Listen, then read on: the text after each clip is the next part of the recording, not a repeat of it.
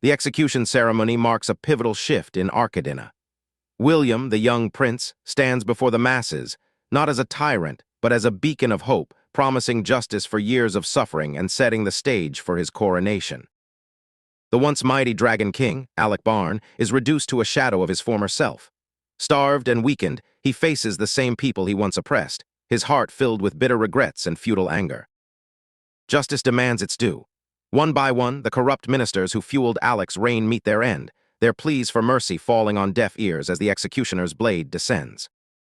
For Duchess Arcadina, the moment is personal. Fueled by the memory of her murdered child, she takes her turn to strike, turning her grief into a final, vengeful act against the monster who betrayed their family. The tyrant's reign ends not with a plea, but with the cold steel of justice. With one final, forceful blow, the head of Landon Barn rolls, closing a dark chapter of Arcadinian history forever. Victory brings its own burden. With the tyrant dead, William and Odin dive into the financial ruins of the empire, uncovering years of embezzlement and gross mismanagement that threaten the future of their nation. The rot runs deep, hidden in the labyrinthine royal vaults.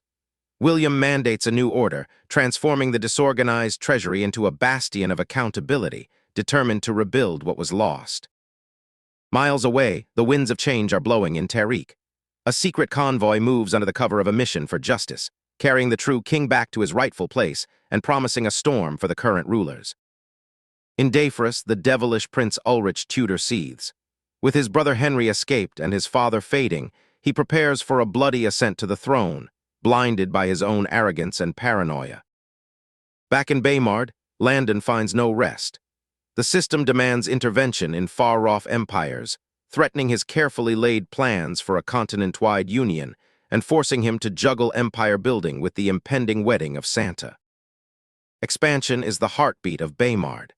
Landon ventures into the new territories gifted by William, eager to bring his technological marvels to the neglected borderlands and establish the foundations of a new era. In Menda Town, resistance meets reality.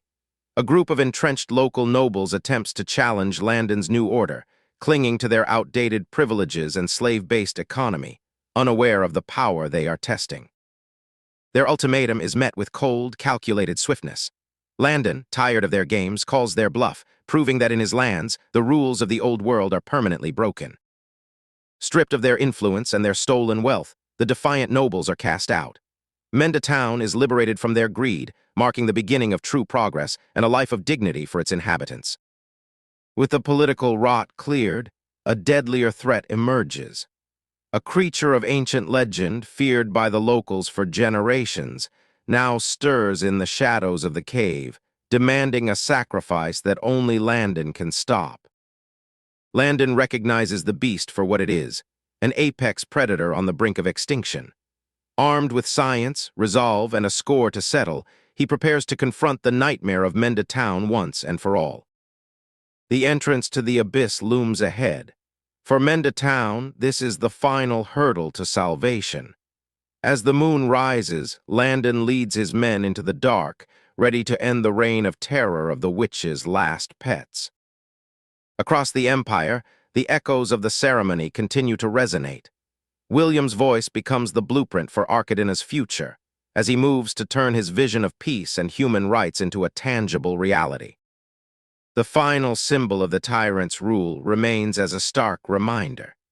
It is the end of an era of fear, and the beginning of a long, arduous process of rebuilding the broken soul of the kingdom. Landon's ambition transcends mere conquest. He maps out the future, fortifying his borders with grand designs, ensuring that his technological advancements remain secure against those who would steal or destroy them. The transformation is already taking root.